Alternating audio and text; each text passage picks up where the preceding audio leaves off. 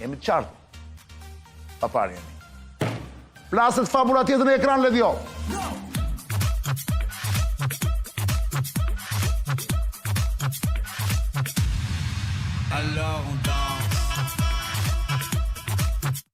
Me qëra fjala, Kulla, Netanyahu, Bibi, kërkon ndërhyrje toksore për të rrëzuar regjimin.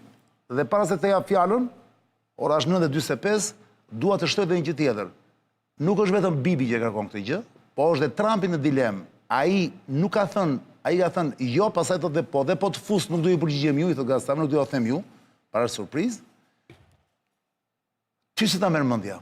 Se dakor që Netanyahu kërkon ndërhyrje toksore për të rrëzuar regjimin, pra ushtar, trupa në tokë në Iran, këtu unë e kuptoj, është brenda koherencës së Izraelit. Po edhe brenda logjikës gjërave. Logjikës gjërave. Po ndërkohë Trumpi do ta bëj këtë gjë sepse fatikisht nga të gjitha sinjalet Kulla, po shifja me shumë vëmendje dje imazhet tek këto kanalet franceze, që fatkeqësisht nuk i kemi dot, nuk e di pse nuk i kemi dot, është çik vështirë. Tregonin që po vinë, po bëhen gati disa anije që unë tani sa them dot emrin, sepse më ikën emrat valla. Sa anije që janë si gomone, anije luftarake, të mëdha, se si quhen ato? Jo amfiba, se si i quhen? Amfibe janë. Amfibe. Sa perlat pa para, me i shpejtësi në ujë Kulla, disa ishin. Dhe nga ato zbrisin gjëra ushtarake. Pra imagjino, ato janë si gomone, me shpejtësi dhe ato, e bukur është që ato vinë nga deti dhe hesin dhe kur futen në rër, pra në tokë. Pytën, teknologjia nivelive të larta. Tani, marrë nisat nga njëra anë me këto, po bëhen gati ata parashutistët që kanë ndërprer diku shërbitjen dhe po afrohen në rajon. Pra, po përgatitet gjithë infrastruktura, teknologjia, e cila të çon të mendosh që nuk është fare çudi që një nga këto ditë që dëgjojmë u futën ushtarët e panamerikan me trupa në Iran. A mund të ndodhi kjo Kulla, po apo jo? Ora 9:47. Janë djali një miku tim në Itali, është shtetas amerikan dhe është oficeri sillsave të Navy Seals të marinsave. Navy Seals që përkthehet shqipë Iranit sa male ka Kulla. Të marinsave amerikan. Dhe para 3 ditësh u bë baba, dhe pavarësisht u bë baba, ata i kanë thirrur dhe po i bëjnë gati që të shkojnë për misione luftarake në Iran. Në terren. Në terren. Jo, pra jo me avion. Nuk është kështu. Janë marinsa. E shikon? Dhe ky është një lajm që unë e kam para 2 ditësh, domethënë. Fola vetë në video me djalin. Po ky është lajmi pra. Eurova për lindjen e Ky është lajmi në të gjithë mediat sot. A do hyj me trupa apo jo? Këtu hym në një fazë të avancuar. Çështja është për çfarë bëhet fjalë, sepse ajo që thot Bibi për të hyrë me trupa dhe për të shkuar në Teheran për të rrëzuar regjimin, ajo kërkon 1 milion ushtarë. Jo. Edhe këta si kanë. Teherani është një opsion i largët. 2 janë opsionet e para.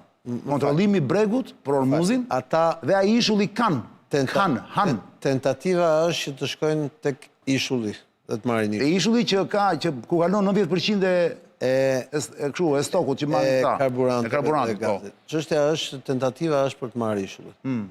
Por është një tentativë shumë e rrezikshme dhe çështja është britanikët që ndodhen në pjesën këtej të bregut. Karg, se thash karg që ishulli. Britanikët që ndodhen këtej në pjesën këtej të bregut, pra aty tek ajo maja aty, që kanë bazën aty, nuk ja kanë. Cila majo plak? Këtu ku është mes Omanit dhe Emirateve, aty në majë në det, ndodhet një bazë britanike. Dakord.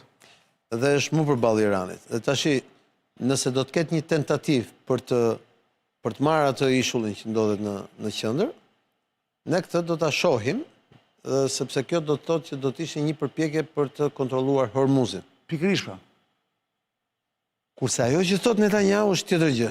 Ai do të në Teheran ai. Të rrëzojmë regjimin thot me trupa ushtarake. Pra, derisa flasim për 2.000, 5.000 trupa marinca, forca speciale të tjera, kemi të bëjmë për kontroll të pjesëm të një pjesë territorit në mënyrë që të kontrollohet si më thon, dalja nga gjiri persik, Hormuzi. Është e mundshme? Është e mundshme. Sa mund të jetë i mundshëm suksesi apo mos suksesi, kjo mbetet për të parë, por është e mundshme. Ndërkohë Netanyahu thot për tjetër gjë. Netanyahu thot mënyra e vetme për të rrëzuar regjimin, dhe këtu ka ardhur tek ajo që ne kemi thënë 3 javë përpara që është e pamundshme të rrëzohet regjimi kështu, është me trupa toksore. Thjesht që Izraeli nuk i ka këto trupa toksore dhe do duheshin rreth 1 milion trupa për të marrë gjithë Iranin, se siç e pe hartën është plot me male. Sigurisht. Dhe nëse sot mund të themi që ndërhyrja nga ajri e Amerikës edhe e Izraelit ka shkatruar fuqinë kryesore detare dhe këta kontrollojnë edhe janë fuqi ajrore që kontrollojnë ajrin në Iran, pavarësisht se dje u godit edhe një F-35. Do flasim për ato. Çështja është që për të rënë regjimi do duhet që të kishte një luftë, pra një pushtim siç ndodhi ai i Irakut. Por 1 milion ushtar sot nuk i ka askush gati. Që ta shpjegojmë më thjesht.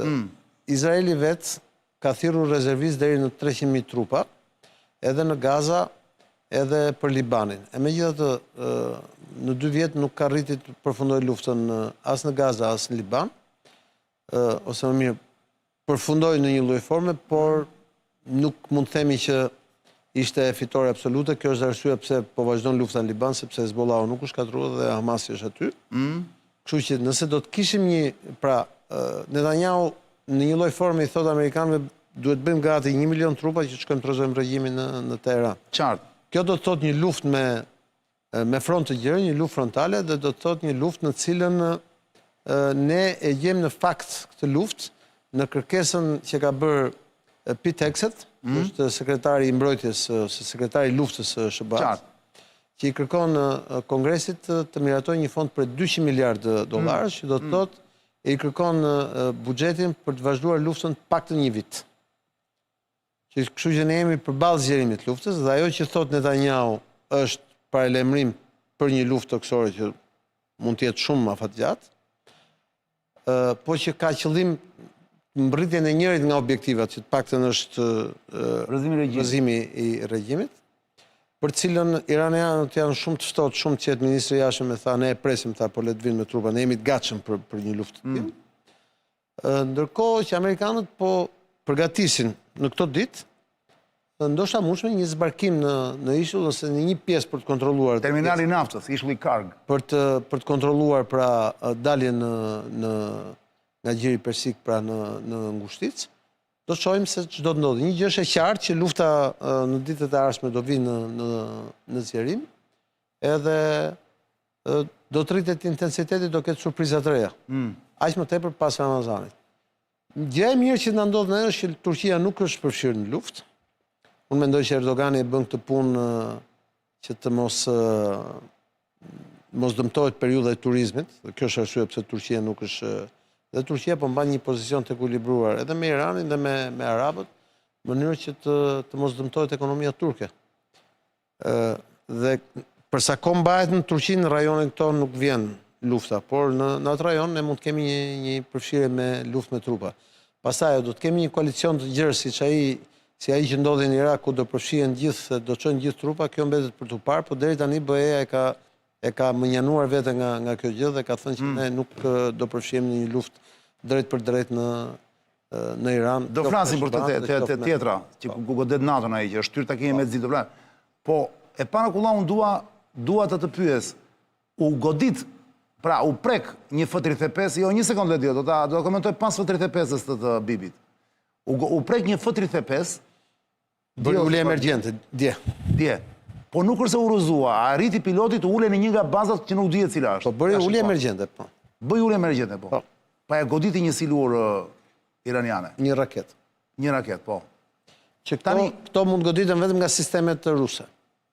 Pra që i bie tjetë Rusia ajo, gjëja. Sigurisht, sepse Rusia, pas ngjarjeve të vjetshme, Rusia është parë që e ka furnizuar Iranin me njësi antiaerore edhe S-300 dhe S-400 dhe S-500. Po, F-35 goditet o nga avion, nga sisteme mbrojtëse që Irani nuk i ka vetëm Rusia, po i ka dhënë edhe Rusia Irani disa Su-35 e tjerë, ose nga sistemet S-500, cilat janë shumë të kushtueshme dhe janë të ngjashme me THAAD-in amerikan, domethënë, që janë sistemet të nivelit të lartë. Dhe kjo është arsyeja pse u bë kriza e madhe, nëse të kujtohet ty para 10 vjetësh mes Turqisë dhe Amerikës pas ta shquarturit të grushtetit para 10 vjetëve, sepse Turqia në atë kohë tha ne e qoftë edhe me koston e mos furnizimit me F-35, ne sistemet ajrore të mbrojtjes ajrore ruse do t'i marrim, dhe kjo ishte nga këtu lindi kriza mes Amerikës dhe Turqisë, sepse këto janë sisteme shumë efikase.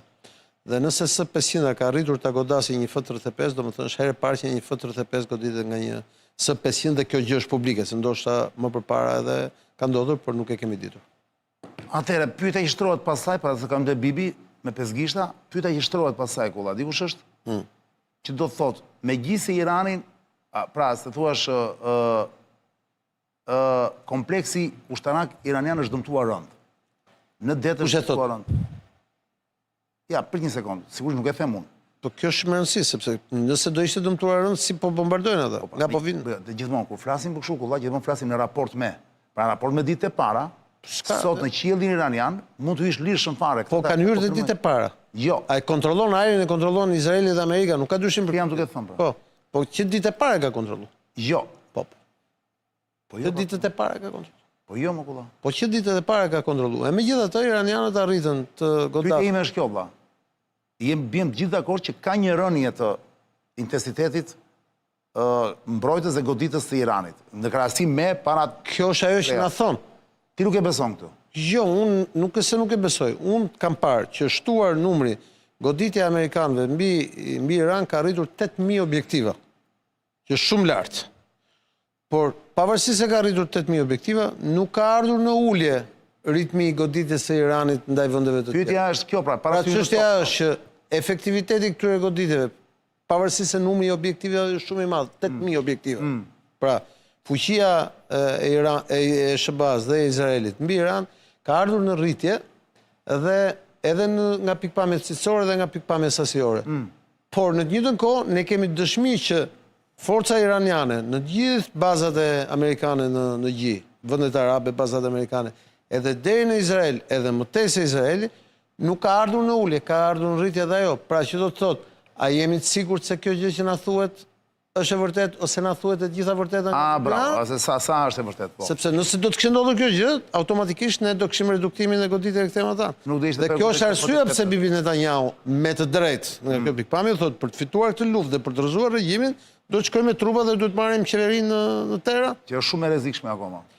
Po tash njëra gjë sjell një logjik që të kthehemi tek 2018. Donald Trumpi si president në mandatin e parë, çfarë tha? Tha, unë tërhiqem nga marrëveshja që bëri Obama me Iranin për armët bërthamore, sepse kusht kam reduktimin e raketave. Dhe Izraeli thoshte që këta kanë bërë raketa të jashtëzakonshme që mund të godasin Amerikën me raketa. Asnjë nga ne nuk e ka besuar. Përfshi dhe unë që pavarësisht se është vërtet kjo vëdhërisht, që i kanë bërë dhe për Amerikën atë. Ajo që po shohim ne, pra raketa me cilën u godit Tel Avivi para 2 ditësh, është prodhim i vitit 2014. Po?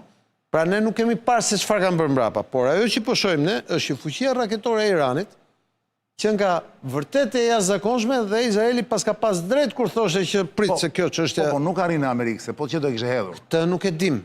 Ne dim që ajo çka ka bërë deri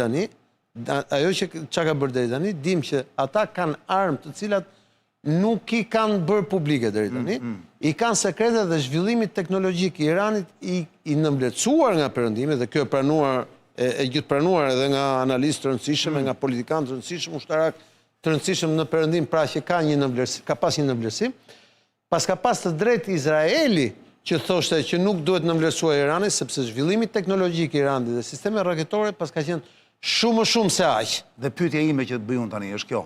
Sipas teje, Kulla, nga burimet e tua, Irani, ne nuk dim se sa mund të ketë akoma stok apo jo? Kanë, për mendimin tim, ka për të vazhduar një 10 vjet luftë. Zërbe, ka stok për 10 vjet luftë? Po. Që se kjo është e vërtet, kjo është katastrofë. Kanë stok për 10 vjet luftë. Po ndërkohë, kanë mundësi tani në luftë që ata të prodhojnë të reja? Po vazhdojnë prodhimin, sepse i kanë gjithë fabrikat në tokë. Kjo është arsye pse... Në tokë, do të thënë në male, thotë, në përkshu. Kjo është arsye pse Netanyahu insiston dhe thotë që sepse këtu o do kemi një marrëveshje, o do kemi zgjerim të luftës. Qartë. Ose vazhdim të luftës. Po, nëse do kemi zgjerim të luftës, do vi një moment që do ketë hyrje me trupa. Sepse nëse, shiko, Netanyahu thot 2 gjëra. Nga një anë thot këtë, dhe nga ana tjetër unë dëgjova, thoshte ne po fitojmë, ne po e shkatrojmë etj. Nëse ajo duhet thënë po. Dhe tani, nëse po e fiton dhe po e shkatrojmë, pse do hysh me trupa? Qartë. Është dhe retorika e Trumpit ajo. Që unë po të duaja bëj për 2 ore. E pra ky është problemi sepse nuk është kaq kollaj. Dhe shqetësimin tek kjo gjë është tek vendet arabe. Pse se vendet arabe e njohin Iranin nga brenda.